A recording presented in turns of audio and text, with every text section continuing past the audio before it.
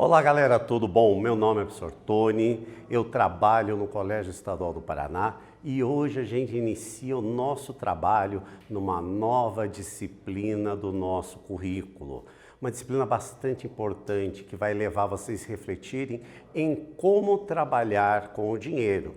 A nossa disciplina é Educação Financeira e hoje especificamente o nosso conteúdo vai ser a educação financeira e o dinheiro. Então nessa aula a gente vai estudar, compreender o conceito e a importância da educação financeira nos nossos dias, identificar as motivações por trás de uma compra, se a gente compra por necessidade ou por emoção. E vamos analisar a evolução do dinheiro ao longo do tempo, bem como as fases do capitalismo. A primeira coisa que a gente vai falar é a respeito o porquê que é importante a gente estudar educação financeira. Ter uma educação financeira permitirá a você desenvolver um senso crítico a respeito do dinheiro e do consumo. Então você pensar a respeito de como o dinheiro pode fazer para melhorar a sua vida, ou seja, você não ser o escravo dele, ele está trabalhando para a gente. Você aprenderá a lidar melhor com a sua mesada ou o seu salário, tendo uma vida financeira saudável. Muita gente você vê sempre nervoso, apesar de trabalhar, de ter os seus ganhos normais, você acaba vendo uma pessoa nervosa porque não sabe trabalhar direito com o seu dinheiro. Aqui a gente vai discutir como as melhores formas a gente vai poder trabalhar com essa questão para a nossa vida ser mais tranquila. Em vez de ser sempre um problema, o dinheiro se tornar uma solução. Então o nosso dinheiro tem que sempre vir para melhorar a nossa vida e não para complicar. Porém, a gente tem que pensar em como trabalhar com esse dinheiro. Então nós temos aqui, esse é um best-seller, Pai Rico, Pai Pobre, e que foi um sucesso no mundo inteiro. Ele tem uma frase muito interessante, ó. As escolas se concentram nas habilidades acadêmicas e profissionais, mas nas habilidades e não nas habilidades financeiras. Isso explica por quê. Médicos, gerentes de banco, contadores inteligentes que tiveram ótimas notas terão problemas financeiros durante toda a vida. Eu observo isso com vários colegas meus, advogados, médicos, que recebem um padrão econômico bastante grande, mas sempre estão com problemas financeiros, exatamente porque não há um planejamento, não se pensa em como trabalhar com esse dinheiro. Então nós precisamos que a palavra-chave de hoje que a gente está falando é dinheiro. Mas o que é dinheiro? Primeira pergunta para a gente. Qual é a origem desse recurso? Sempre se trabalhou com dinheiro? Qual a sua evolução histórica? Então, nós vamos responder essas três questões nos próximos minutos. Então, primeira coisa, o que é o dinheiro? O dinheiro é considerado um instrumento financeiro utilizado para a compra e venda de produtos e serviços. Meio de pagamento, na forma de moedas ou cédulas, emitido e controlado pelo governo de cada país. Hoje em dia, nós temos também algumas pseudo-moedas, que a gente chama, que não é controlada por nenhum país, né? Como a gente tem o caso do Bitcoins, né? Mas a maioria do dinheiro que circula no mundo é controlado ainda pelos seus próprios países, emitido e controlado por esses países. Bem, ainda, o dinheiro, onde surgiu essa questão de dinheiro? Que nem sempre se trabalhou com essa troca, né? O produto em contrapartida de uma quantidade de dinheiro. Como é que surgiu a necessidade? Como tudo no ser humano partiu da necessidade. O dinheiro surgiu na Lídia, que é a atual Turquia, no século 7 a.C. As primeiras versões foram moedas, né? Moedas que eram cunhadas em metais normalmente preciosos, né? Dependendo do tamanho e do metal que ele tinha mais ou menos valor. Só a partir de 1661 é que as cédulas se espalharam pelo mundo. As cédulas são essas células que a gente conhece, né? E cada vez a gente está usando menos, né? As cédulas, por exemplo, de R$100, R$200, R$50, R$20, essas células são bastante recentes. E, obviamente, as células da 1661 não tinham os mesmos fatores de segurança que a gente tem hoje. Agora, nas primeiras sociedades, como é que eram feitas as transações comerciais? Elas eram realizadas nas bases de troca, conforme a necessidade de cada um. Esse sistema era chamado escambo, ou seja, alguém tinha um determinado produto e havia necessidade de troca. Eu tinha, por exemplo, uma galinha e precisava de um outro material. Por exemplo, para temperar as outras galinhas que eu tinha, precisava de sal. Não tem como produzir sal lá no meu local. Então, o que eu tinha que fazer? A troca. Então, esse escambo era feito uma troca entre quem produzia e quem estava produzindo um bem e o outro produzia outro bem. Como é que eles faziam esse escambo? Eles primeiro precisavam regular, né, a quantidade desse produto. Se você tivesse um animal, como eu falei no caso da galinha, e quisesse algumas frutas, era só negociar quantas frutas, né, valeriam esse animal. Então havia a necessidade de contrabalançar. E isso ficava muito subjetivo, né? Muito subjetivo, porque para uma pessoa valia mais, para outra valia menos, que é o tal de hoje, até hoje, a gente ainda traz isso, que é o pechinchar, né? E havia exatamente um acordo. Para esse escambo funcionar, havia a necessidade de um acordo entre o comprador e o vendedor. Ao longo dos anos, outras formas de dinheiro foram surgindo, como os cheques, que hoje em dia a gente vê muito pouco uso dos cheques, né? Os cartões de débito que a gente tem, de crédito, os cartões pré-pagos e, mais recentemente, as moedas eletrônicas, como é o caso que eu chamei dos bitcoins, né? Então, essa evolução fez mudar a forma da gente se relacionar com o dinheiro. Nos dias atuais, praticamente não temos mais a necessidade de ter o papel moeda, as moedinhas, né? Por quê? Porque nas nossas carteiras, por quê? A maioria nós deixamos esse dinheiro no banco e, consequentemente, nós conseguimos adquirir e pagar as nossas contas. Pois a tecnologia permite que o dinheiro que está na minha conta, eu vou lá e compro um determinado produto, um livro, um caderno, um lápis, e esse dinheiro saia diretamente, utilizando, por exemplo, um cartão, e vá diretamente para a conta da pessoa. Pode ser um cartão que eu introduzo na máquina, ou um cartão por aproximação, e hoje a nova moda, que é uma nova forma de pagamento, que é o caso do Pix, né? Que a gente pode fazer a transferência automática.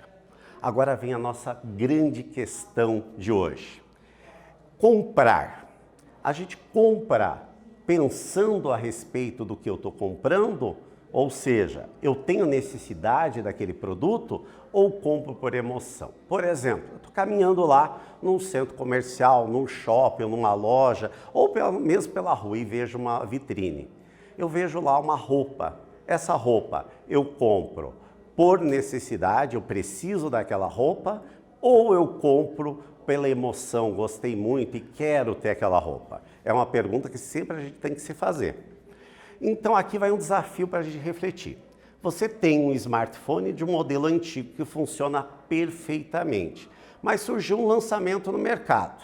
Alguns dos seus amigos, inclusive, já compraram esse novo modelo e estão comentando essa novidade. Para você, essa compra seria necessária? Uma pergunta.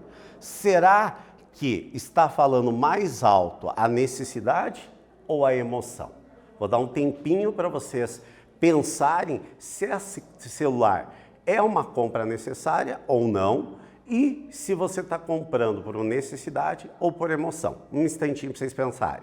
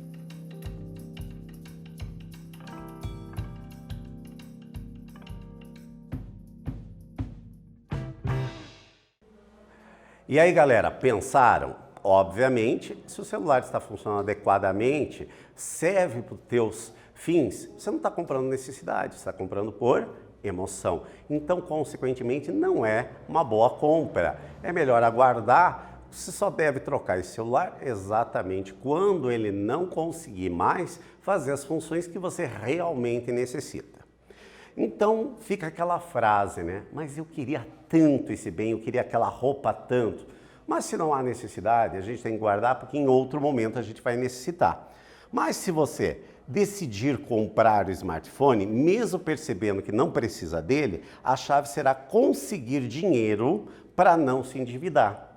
Porque o endividamento é o grande problema da saúde financeira de uma pessoa e de uma família. Então, vamos pensar numa situação prática. Se você tem um smartphone antigo, que vale R$ 950, o modelo novo, recém-lançado, custa R$ 1.350 e você quer muito. Como você pode se programar para comprar esse novo smartphone? Sempre é uma pergunta que a gente tem que fazer. Considere que você recebe dos seus pais uma mesada de R$ 250 para gastar em lanches na escola e transporte.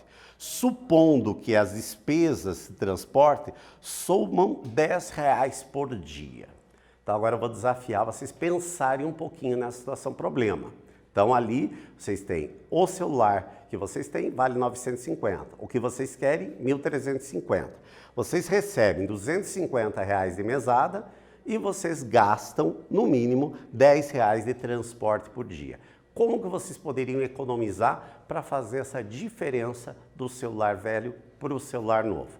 Um tempinho para vocês pensarem e já voltamos para a gente discutir uma possível solução.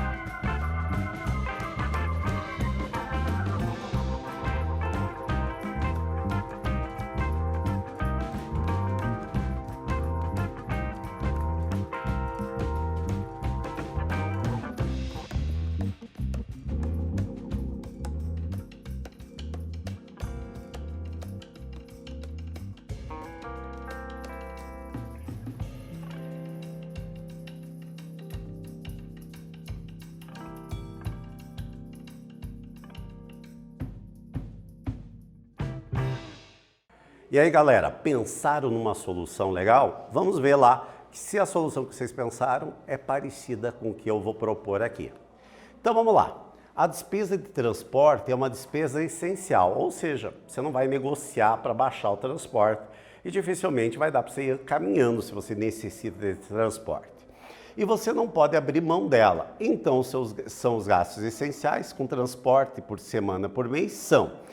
Lembrando que você precisa de R$10 para ir à escola, então a gente vai ter que a despesa aqui do transporte é uma despesa essencial e a gente não pode abrir mão dela. Então, por mês, a gente vai ter R$10 vezes 5, que é uma semana, R$50. 4 semanas, então você vai ter um gasto de R$200.